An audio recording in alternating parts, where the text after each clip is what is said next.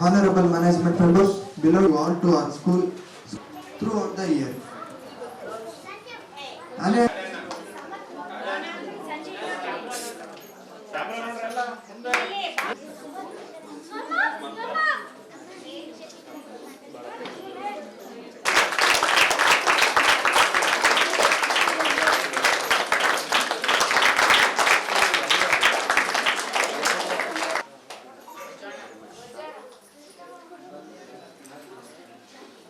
ಪರಿಚಯವನ್ನು ನೀಡಲು ಶ್ರೀಮತಿ ದಾಕ್ಷಾಯಿಣಿಯವರು ವೇದಿಕೆಗೆ ಆಗಮಿಸಬಾಗಿರುವಂತ ಕಾರ್ಯಕ್ರಮಗಳು ಯೂಟ್ಯೂಬ್ 170ಕ್ಕೂ ಹೆಚ್ಚು ಕಂತುಗಳಲ್ಲಿ 450ಕ್ಕೂ ಹೆಚ್ಚು ಪೋಷಕರಿಗೆ ವರ್ಷದ ಮಕ್ಕಳಿಗಾಗಿ ಜೀವನ ವೃತ್ತಿ ಪೋಷಣೆ ವ್ಯವಹಾರ ತಂಡವಿದೆ. ಇವರ ಸ್ಟಾರ್ಟ್ಅಪ್ ಸುಬೋಧ ಲರ್ನಿಂಗ್ ಸೆಂಟರ್ ಹೊಗಳಿಕೆಗೆ ಪಾತ್ರವಾಗಿದೆ. ನಾವು ಚಿಕ್ಕವರಿದ್ದಾಗೆಲ್ಲ ಒಂದು ಮಾತು ಹೇಳ್ತೀವಿ, ಮಕ್ಕಳು ದೇವರಿದ್ದಂಗ.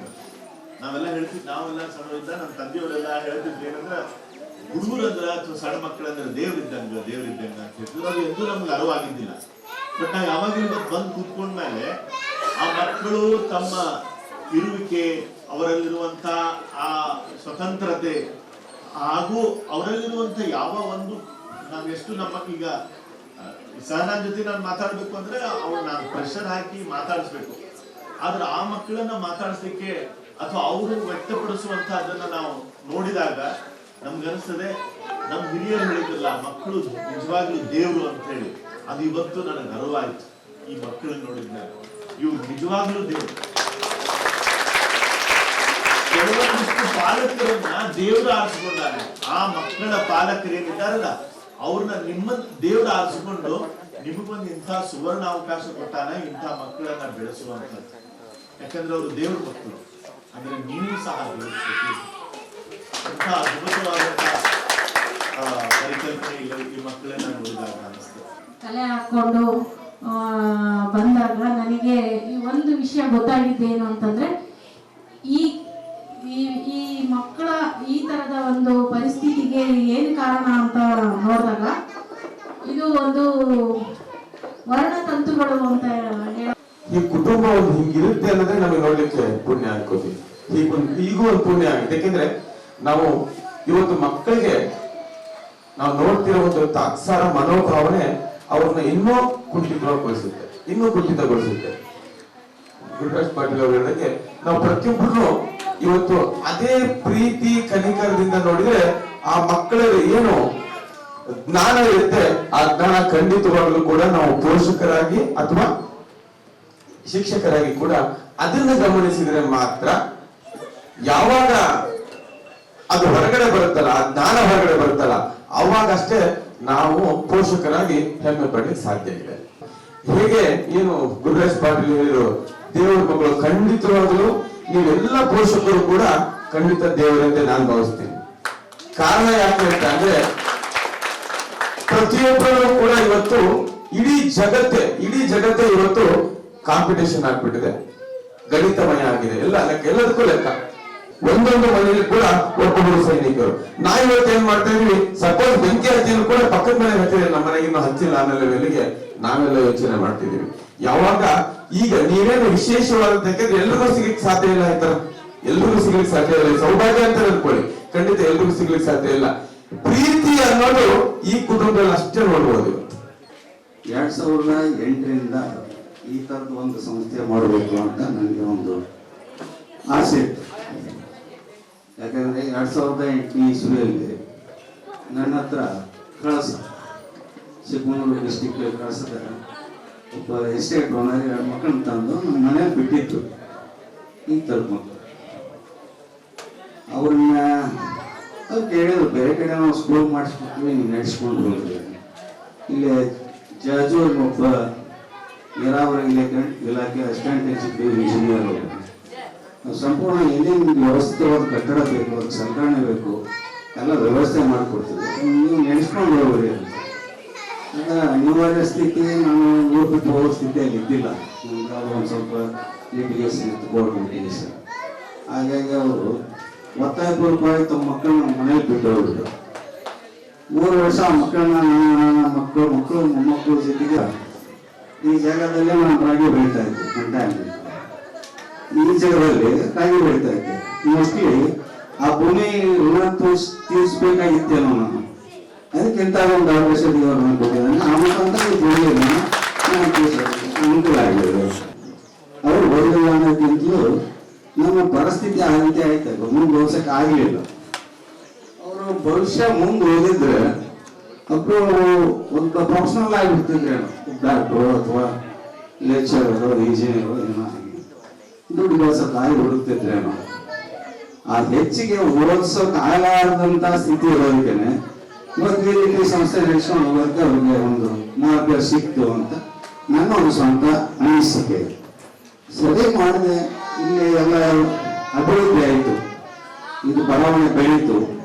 ಇಲ್ಲಿರೋಂಥವ್ರು ಒಂದು 7-8 ಜನ ನಮ್ಮ ಮಕ್ಕಳಿದ್ದಾರೆ, ಓದೋದೇ ಬರೋಕ್ಕೆ ಏನೂ ವ್ಯವಸ್ಥೆ ಇಲ್ಲ, ಸ್ಕೂಲಿನ ವ್ಯವಸ್ಥೆ ಇಲ್ಲ, ಭಾಳ ತೊಂದರೆ ಇರುತ್ತೆ. ಅಲ್ಲ, ಬಸ್ನ ವ್ಯವಸ್ಥೆ ಇದ್ದಿಲ್ಲ, ಇಲ್ಲಿ ಹೋಗೋಕ್ಕೆ ಬರೋಕ್ಕೆ ಬಸ್ನ ವ್ಯವಸ್ಥೆ ಇದ್ದಿಲ್ಲ, ಏರಿಯಾಗೆ ಆಟೋ ಸಿಗ್ತಿದ್ದಿಲ್ಲ. ಆ ಮಕ್ಕಳಿಗೆ ಅನುಕೂಲ ಆಗಲಿ ಅಂತ ಹೇಳಿಬಿಟ್ಟು ನಾನು ಸಾಮಾನ್ಯ ಮಕ್ಕಳದ್ದು ಒಂದು ಸ್ಕೂಲ್ ಸ್ಥಾಪನೆ ಮಾಡಿದೆ. ಜ್ಞಾನ ಸಂಸ್ಕೃತಿ ವಿದ್ಯಾ ಸಂಸ್ಥೆ ಅಂತ ಒಂದು ಹೆಸರಿಗೆ ಸಹಿತ ಅರ್ಥ ಬರೋ ರೀತಿ. ನನಗೆ ಮುಖ್ಯವಾದ ಉದ್ದೇಶ ಏನು ಅಂದ್ರೆ, ಶಾಲೆ ಮಾಡಿ ಕಮರ್ಷಿಯಲ್ ಆಗಿ ಮಲ್ಟಿ ನ್ಯಾಷನಲ್ ಸ್ಕೂಲು ಅಥವಾ ಇನ್ನೊಂದು ರೀತಿ ಸ್ಕೂಲ್ ಮಾಡಿ ದುಡ್ಡು ಮಾಡಬೇಕು ಅನ್ನೋ ಉದ್ದೇಶ ಇದ್ದಿಲ್ಲ. ಅದಕ್ಕೆ ಆ ಒಂದು ಸಂಸ್ಥೆಗೆ ಜ್ಞಾನ ಸಂಸ್ಕೃತಿ ವಿದ್ಯೆ, ಆ ಒಂದು ಜ್ಞಾನ ಮೊದಲನೇ ಅವಕಾಶ, ಮೊದಲನೇ ಪ್ರಿಫರೆನ್ಸ್ ಜ್ಞಾನ, ಆಮೇಲೆ ಸಂಸ್ಕೃತಿ, ಕೊನೆಯದಾಗಿ ವಿದ್ಯೆ. ಯಾಕೆ ಅಂತ ಹೇಳಿದ್ರೆ ವಿದ್ಯೆ ಕಲಿಸೋದು ಮುಖ್ಯ ಅಲ್ಲ ಮನುಷ್ಯನಿಗೆ. ಮನುಷ್ಯನಾಗಿ ಬೆಳಿಬೇಕಾದ್ರೆ ಜ್ಞಾನ ಬೇಕು. ವಿದ್ಯೆ ಜ್ಞಾನ ಇದ್ದವನಿಗೆ ಸಂಸ್ಕೃತಿ ಇರಲಿಲ್ಲ ಅಂದ್ರೆ ಎರಡು ಸಹ ನಿರುಪಯೋಗ ಆಗ್ಬಿಡ್ತದೆ. ಸಂಸ್ಕೃತಿ ಬಹಳ ಮುಖ್ಯ. ಮನುಷ್ಯ ಬೆಳಿಬೇಕಾದ್ರೆ, ಬದುಕಬೇಕಾದ್ರೆ, ಇನ್ನೊಬ್ಬರು ಅಕ್ಕಪಕ್ಕದವ್ರನ್ನು ಸಹ ಸುಖವಾಗಿರ್ಬೇಕು, ತಾನು ಸುಖವಾಗಿರ್ಬೇಕಂದ್ರೆ ಸಂಸ್ಕೃತಿವಂತ ಮನುಷ್ಯನಿಗೆ ಮಾತ್ರ ಸಾಧ್ಯ ಆಗುತ್ತೆ. ಆ ಒಂದು ಉದ್ದೇಶದಿಂದ ಅದಕ್ಕೆ ಜ್ಞಾನ ಸಂಸ್ಕೃತಿ ವಿದ್ಯಾಸಂಸ್ಥೆ ಅಂತ ಹೆಸರಿಟ್ಟು ಸಾಮಾನ್ಯ ಮಕ್ಕಳು 6 ಮಕ್ಕಳ ಕರ್ಕೊಂಡು ಸ್ಟಾರ್ಟ್ ಮಾಡಿದ್ವಿ. ಸುಮಾರು 3 ವರ್ಷ 6, 8, 10, 12 ಮಕ್ಕಳು. ಅತಿ ಕಡಿಮೆ ಫೀಸ್, ಅತಿ ಕಡಿಮೆ ನಷ್ಟದಲ್ಲೇ ನಡೆಸಿದ್ವಿ ಅದನ್ನು ಸುಮಾರು 5 ವರ್ಷ. ಆ ಮೂಮೆಂಟ್ನಾಗ ಏನಾಯ್ತು, 2ನೇ ವರ್ಷದಲ್ಲಿ ನಮ್ಮ ಚಿರಂಜೀವಿ ಲಿಖಿತನ್ನ ಮಗನ ಕರ್ಕೊಂಡು ಬಂದ್ರು. ದೇವರಲ್ಲ, ದೇವರ ಮಕ್ಕಳು ಅವರು. ದೇವರ ಮಕ್ಕಳು ಅವರು, ದೇವರ ಮಕ್ಕಳು ನಿಜ. ಆದ್ರೆ ದೇವರು ಯಾರು? ಸ್ವತಃ ಅವ್ರ ತಂದೆ ತಾಯಿ ಬಿಟ್ಟರೆ ಬೇರೆ ಯಾರು ಮಕ್ಕಳ ತಂದೆ ತಾಯಿ ಅದಕ್ಕೆ ನನ್ನಿಂದ ನಮಸ್ಕಾರ. ಯಾಕಂದ್ರೆ ದೇವರಂತವ್ರಿಗೆ ಮಾತ್ರ ಇಂಥ ಮಕ್ಕಳಿಗೆ ಕೊಡೋಕೆ ಸಾಧ್ಯ, ನಮ್ಮಂತ ಬುದ್ಧಿವಂತರಿಗೆ ಕೊಡಲ್ಲ. ಯಾಕಂದ್ರೆ ಬುದ್ಧಿವಂತ ಪ್ರಥಮರಿಗೆ ಲೆಕ್ಕ ಹಾಕ್ತಿರ್ತಾರೆ, ಬಹಳ ಯೋಚನೆ ಮಾಡಿ ಜೀವನ ಮಾಡ್ತಿರ್ತಾರೆ, ಸ್ವಾರ್ಥ ಇರುತ್ತೆ, ಗಳಿಸ್ಬೇಕು ಅನ್ನೋ ಆಸೆ ಇರುತ್ತೆ. ಅವ್ರಿಗೆ ಹಾಗಲ್ಲ. ಅವ್ರ ಮಗು ನಗ್ತಾ ಇಟ್ಬಿಟ್ರೆ ಸರ್, ಅವ್ರಿಗೆ ಸುಮಾರು ನಾನು 7-8 ವರ್ಷದಿಂದ ನೋಡ್ತಾ ಇದ್ದೀನಿ ಲಿಖಿತನ್ನು. ಅವ್ರು ಏನು ಕೇಳಲ್ಲ, ಅವ್ರಿಗೇನೋ ಅಂತ ಅವ್ನ ಮನೇಲಿ ಎಕ್ಸ್ಪೆಕ್ಟೇಷನ್ ಇಟ್ಟಿಲ್ಲ. ಅವರು ಅವ್ನು ಚೆನ್ನಾಗಿ ಬರಲಿ, ಊಟಕ್ಕೆ ಮನೆಗೆ ಬರಲಿ, ಊಟ ಮಾಡಲಿ. ಅದೇ ರೀತಿ ತಾಳ್ಮೆ ಅನ್ನೋದು ಕೊಟ್ಟಿರ್ತಾನೆ ದೇವರು. ನಮ್ಮ ಮಗು 1-2 ಮಾರ್ಕ್ಸ್ ಕಡಿಮೆ ತಗೊಂಡ್ಬಿಟ್ರೆ ಎಷ್ಟೋ ಜನರು ಆಡೋ ಮಾತಿಗೆ ಮಕ್ಕಳು ಏನ್ ಹಾಕೊಂಡಿದ್ದಾರೆ, 2 ಮಾರ್ಕ್ಸ್ ಕಡಿಮೆ ಆಯ್ತು ಅಂತೀವಿ. ಅದು ಏನು ನೋಡಿದಿವಲ್ಲ, ಅವ್ರಿಗೆ ಅದೆಲ್ಲ ಬೇಕಾಗಿಲ್ಲ. ಮಗು ರೂಪ, ಅದಕ್ಕೆ ಅವ್ರ ದೇವರ ರೂಪ ಅಂತ ಅವರೇ ಸಾಕ್ಷಾತ್ ದೇವರವ್ರಿಗೆ. ಅವ್ರಿಗೆ ಅಲ್ಲಿಂದ ಏನೋ ಅಪೇಕ್ಷೆ ಮಾಡೋಂಥದ್ದು ಇಲ್ಲ. ಈಗ ನಾವು ಮಕ್ಕಳು ಬುದ್ಧಿವಂತರಾದ್ರೆ ಅದನ್ನ ಕೆಲಸ, ಆ ಬಿಲ್ಡಿಂಗ್ ತಗೋ, ಈ ಸೈಟ್ ಮಾಡುವ, ತೋಟ ಮನೆಗೆ ಎಲ್ಲ ಇರುತ್ತೆ. ಅವ್ರಿಗೆ ಏನಿಲ್ಲ. ಅವ್ರಿಗೆ ನಮ್ಮ ಮಗು ಚೆನ್ನಾಗಿ ಅವ್ನು ಮಾಡ್ಕೊಳ್ಳಿ. ಅದನ್ನು ಮಾಡ್ಬೇಕಾಗಿರೋದು ಇಲ್ಲಿ ಕಷ್ಟಪಟ್ಟು ಮಾಡುವಂತ ಶಿಕ್ಷಕರಿಂದ ಮತ್ತು ತರಬೇತಿ ಕರ್ತವ್ಯ ಅದನ್ನು ಮಾಡ್ಬೇಕು. ಅವರು ಆ ಮಕ್ಕಳಿಗೆ ಪ್ರತಿನಿತ್ಯದ ಅವ್ರ ದಿನಚರಿಗೆ ಅನ್ನು ಮಾಡ್ಕೊಟ್ಬಿಟ್ರೆ ಅಂದ್ರೆ ಅವರು ಅವ್ರ ಪಾಲಿನ ದೇವರು. ಅದೇ ರೀತಿ ನಮ್ಮ ಶಶಾಂಕರು ಈಗ ಅದರಲ್ಲಿ ಸಂಪೂರ್ಣವಾಗಿ ಅವನ ಡಿಗ್ರಿ ತಗೊಂಡು ಈಗ ಮುನ್ನಡೆಸ್ಕೊಂಡು ಹೋಗ್ತಾ ಇದ್ದಾರೆ.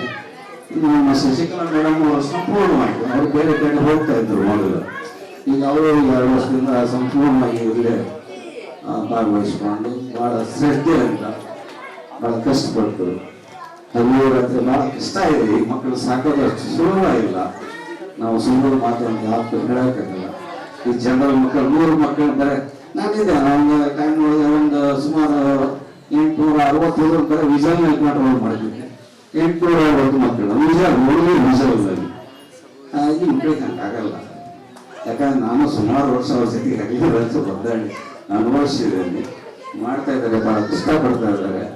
ಅದೇ ರೀತಿ ಒಳ್ಳೆ ಹೆಸರು ತಗೊಳ್ಳಿ, ಅವರು ಇನ್ನೂ ಹೆಚ್ಚಿನ ಈ ಥರದ ಮಕ್ಕಳಿಗೆ ಅವರಿಂದ ಅನುಕೂಲ ಆಗಲಿ. ಅವರು ಹೆಸರು ಸಹ ಯಾವ ಮಕ್ಕಳ ಮುಖಾಂತರ ಅವ್ರ ಹೆಸರು ಸಮಾಜದಲ್ಲಿ ಮೂರ್ತಿ ಬರಲಿ. ನನಗೆ ಬೇಕಾಗಿರೋದು ಇಷ್ಟೇ ಅಲ್ವಾ, ಮಕ್ಕಳ ಹೆಸರು ಬೆಳಿಬೇಕನ್ನೋದೇ ಯಾವುದೇ ತಾಯಿ ತಂದೆ ಆಶೆ ಆಗಿರುತ್ತೆ. ಇಂಥ ಹೆಚ್ಚಿನ ಏನೂ ಇರಲ್ಲ. ಅದಕ್ಕೆ ಅವ್ರಿಗೆ ಸಹ ನಾನು ಸಂಪೂರ್ಣ ಧನ್ಯವಾದಗಳನ್ನು ಅರ್ಪಿಸಿ ಇಲ್ಲಿ ಬಂದಂಥ ಎಲ್ಲ ಪ್ರೇಕ್ಷಕರಿಗೆ, ನನ್ನ ಪೋಷಕರಿಗೆ ಪುನಃ ನನ್ನ ಹೃದಯಪೂರ್ವಕ ನಮಸ್ಕಾರ ಅರ್ಪಿಸ್ತಾ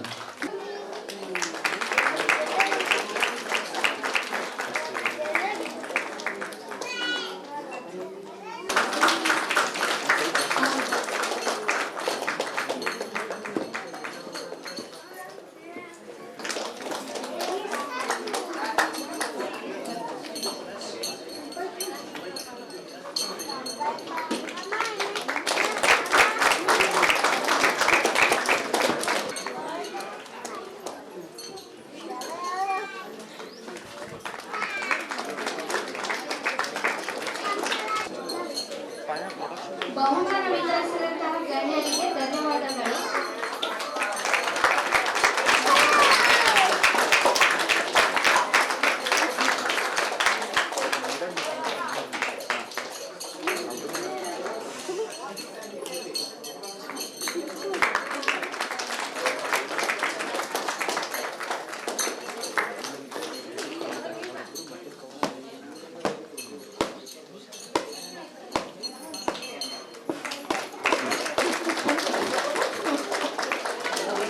Lemon and spoon second, book bearers third, single endless first.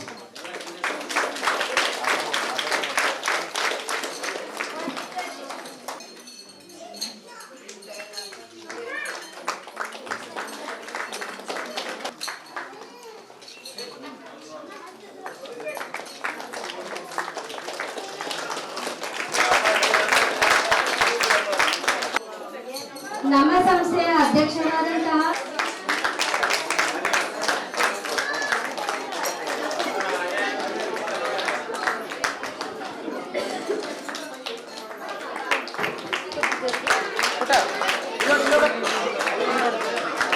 Thank you.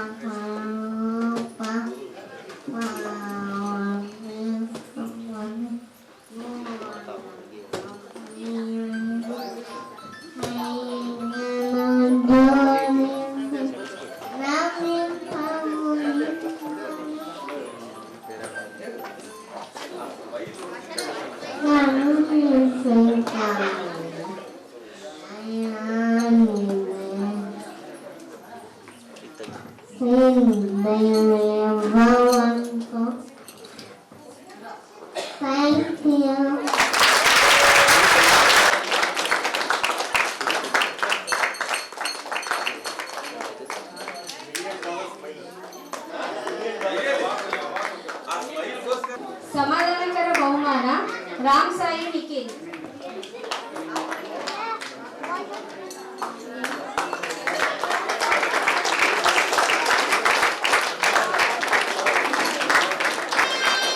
Gagan